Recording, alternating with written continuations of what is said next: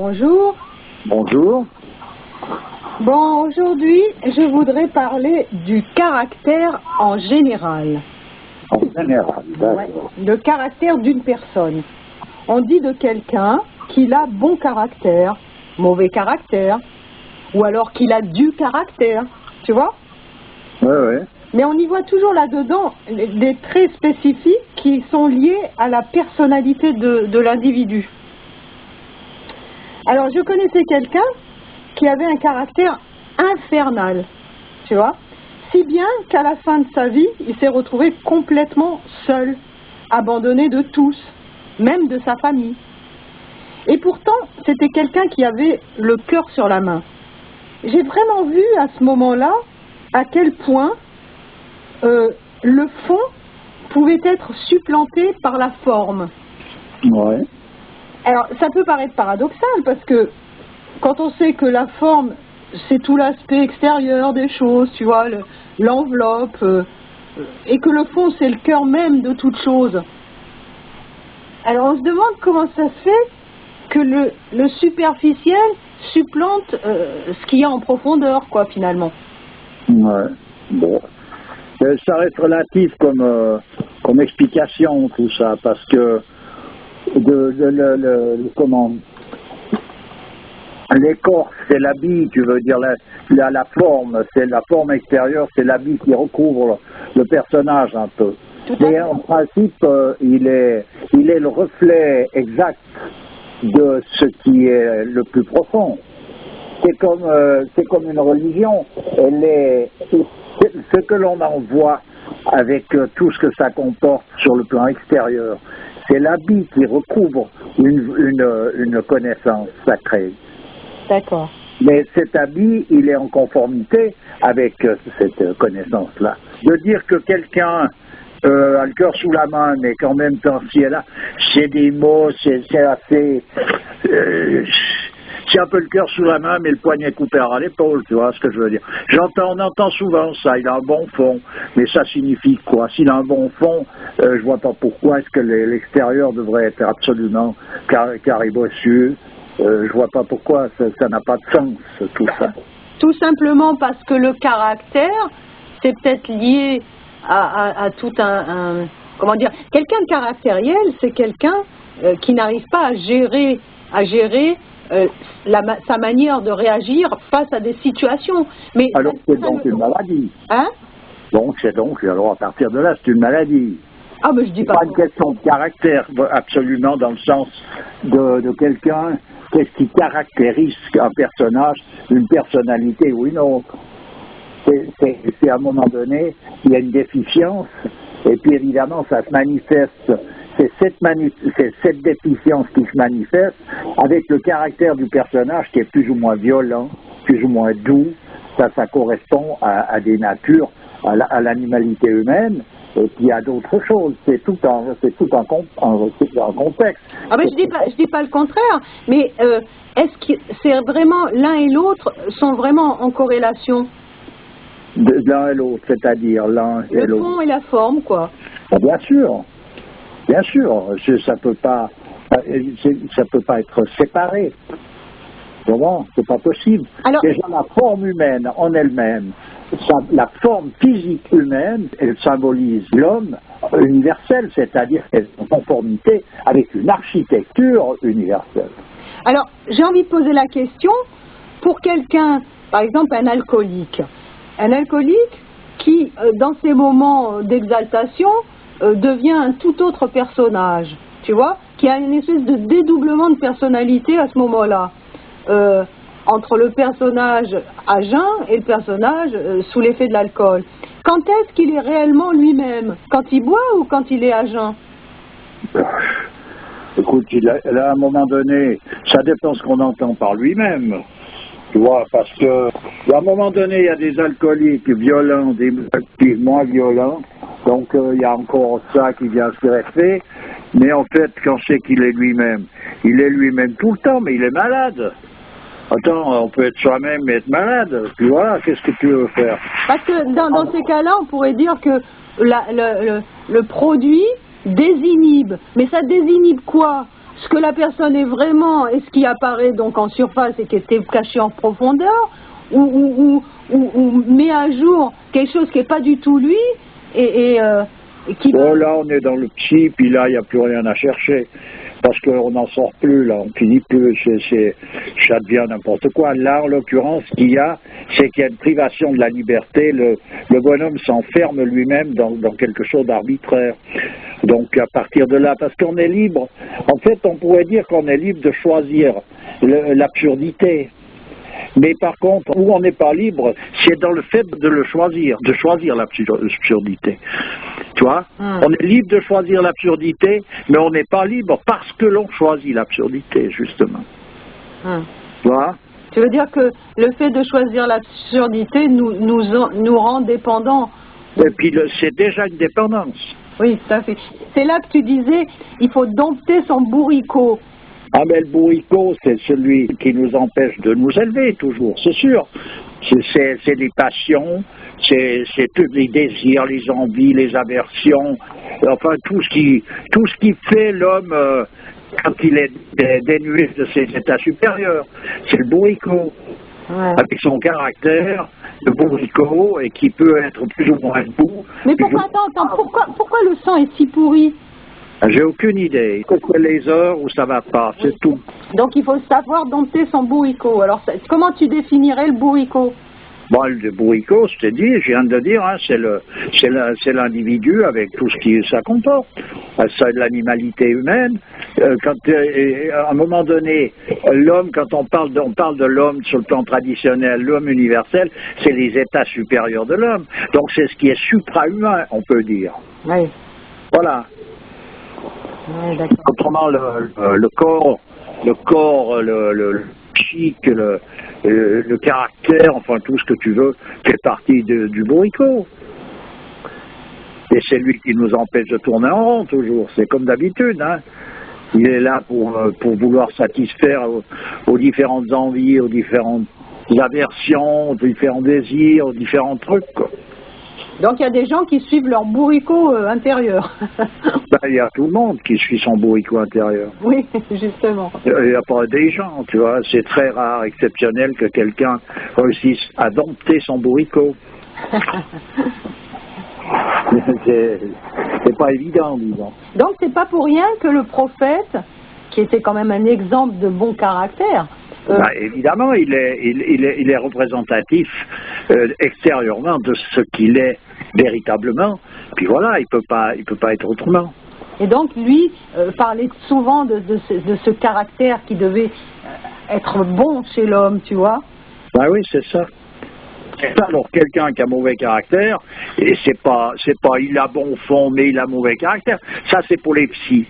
Il y a un sac de nœuds, il y a quelque chose quelque part, il y a une carence, et puis c'est tout, c'est pas autre chose. Alors tu me disais que dans le monde arabe, un homme, quand il définissait une femme qui avait mauvais caractère, il disait que c'était un chameau. Eh ben oui, c'est ça, ouais. Et tomber sur un chameau, c'était vraiment... c'est le... Oui, c'est le sommet, quoi. C'est le sommet du monde. Il peut pas y arriver. Pire, et en même temps, tu vois, comme tout à deux faces, c'est-à-dire que on dit bien à un moment donné que ce qui peut lui arriver, c'est que s'il tombe sur une femme gentille, il sera heureux, puis s'il tombe sur un chameau, il peut devenir philosophe. Voilà. C'est un peu comme ça que ça marche. Ouais. Alors dans les animaux, on considère les animaux dans leur susceptibilité, ceux qui sont représentatifs de la susceptibilité, c'est le singe, le cochon et le chameau. Alors les personnages qui ont une affinité avec ces animaux-là, donc ce qu'on appelle les totems dans certaines civilisations, de certaines traditions, ils sont en principe, ils ont cette susceptibilité. Et cette susceptibilité, c'est une maladie qui est plus grave qu'elle n'y paraît parce qu'elle voile complètement la réalité. Dans le sens qu'il n'y a plus de contact possible véritable entre quelqu'un de susceptible et le restant du monde. Il s'isole. Il s'isole parce qu'il prend les choses de telle manière que ça ne peut jamais correspondre. C'est sa vision, uniquement sa propre vision.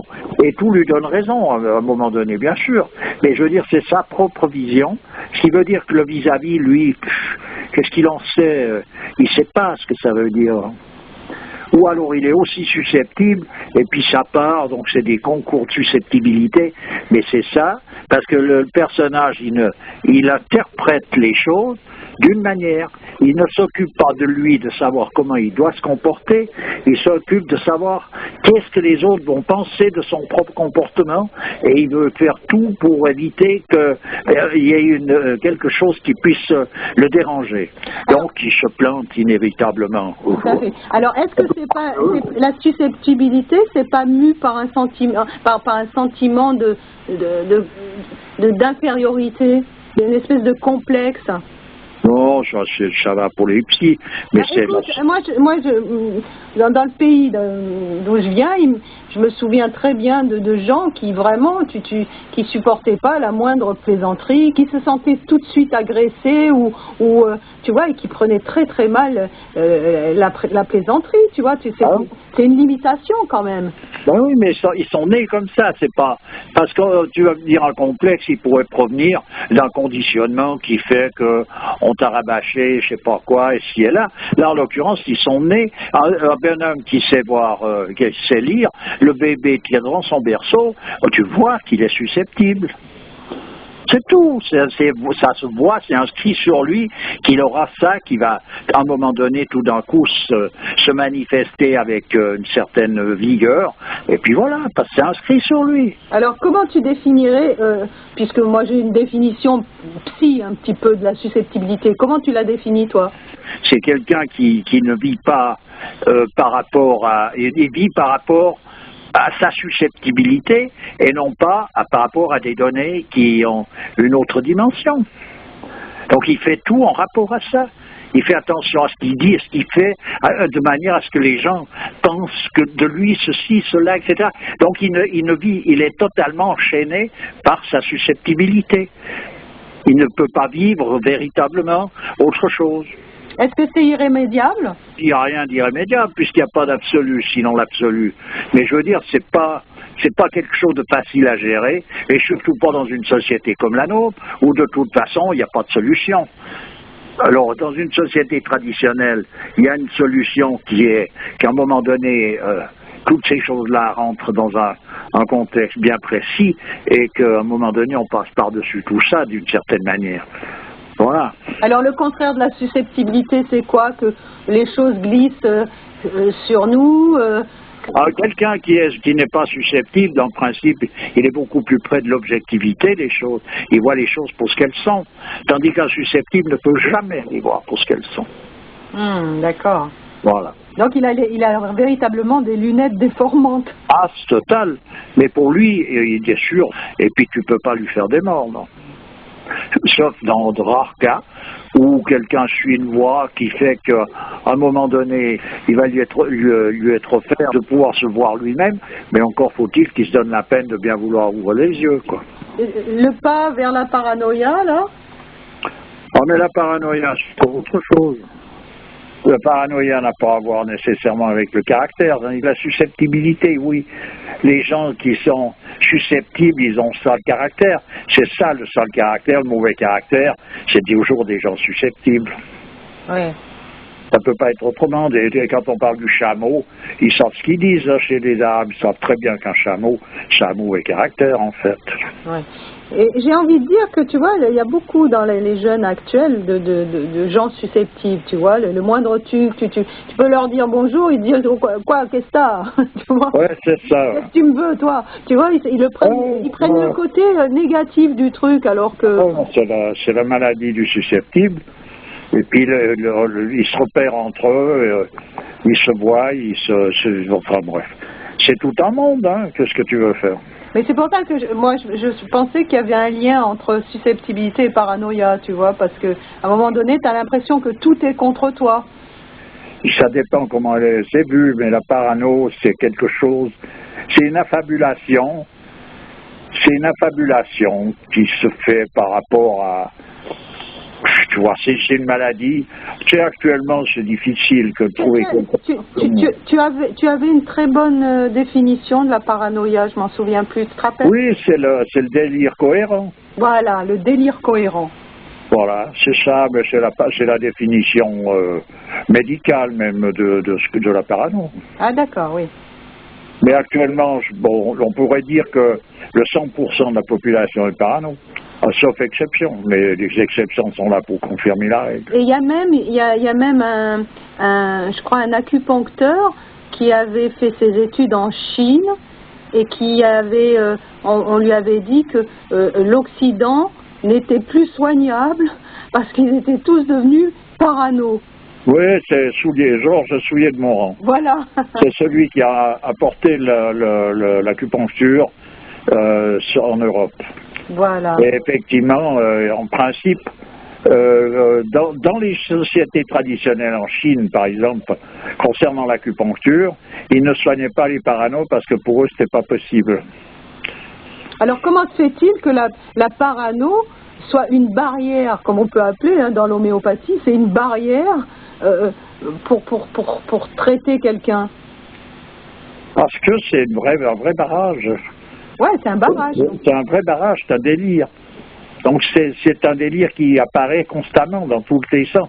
Ce qui veut dire que si tu traites quelqu'un, tu déplaces le traitement comme en acupuncture, c'est de régulariser les énergies de manière de donner une harmonie dans le système énergétique.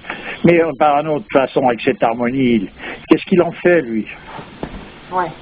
Il est encore plus parano que s'il n'est pas en harmonie. Je veux dire, c'est pas possible, il n'y a pas de possibilité, là.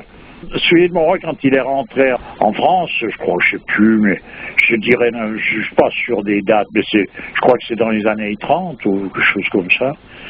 Il était dit en Chine que le 80% de la population occidentale était parano. Ah ouais.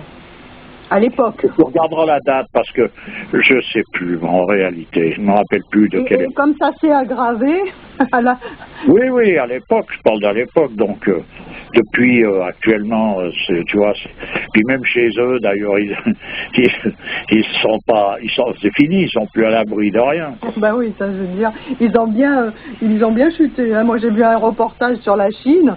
Moi, je vais te dire, maintenant, les petites nanas à 16 ans, elles se font toutes refaire le visage, etc. Je te dis pas le délire. Oui, mais c'est le plein délire. Ouais. C'est le plein délire. Alors, pour finir, un bon caractère, c'est quoi? Comment tu le définirais? Oh, écoute, il n'y a pas de définition particulière. Ça se voit, ça se remarque.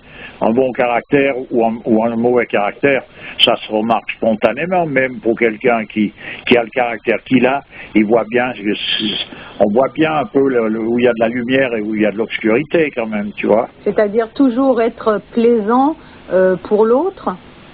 C'est pas ça c'est encore des ronds de jambes. Il y a une aisance dans la manière de faire les choses. Ah oui, d'accord. Voilà. Une aisance, c'est-à-dire pas de crispation. Ben, c'est quelqu'un qui est à l'aise et qui est dans le... qui est agréable avec tout un chacun, mais qui est à son aise. C'est-à-dire que c'est sa nature. Il n'est pas en train de faire un numéro de cirque. D'accord, il est tranquille intérieurement, quoi. Voilà, il est paisible. Ah ben alors c'est sûr qu'il reste plus beaucoup de gens qui ont bon caractère. Ah ben oui, mais après, donc il y a tous les degrés, puis il ne faut pas prendre ça à la lettre sur toute la ligne. Mais disons, le plus terrible, c'est effectivement cette susceptibilité, elle est terrible en priorité pour celui qui l'a, et puis elle est donc invivable pour l'entourage. Ok, ben écoute, je te remercie bien, et puis à bientôt. Toujours avec plaisir. Hein. Allez, au revoir. Au revoir.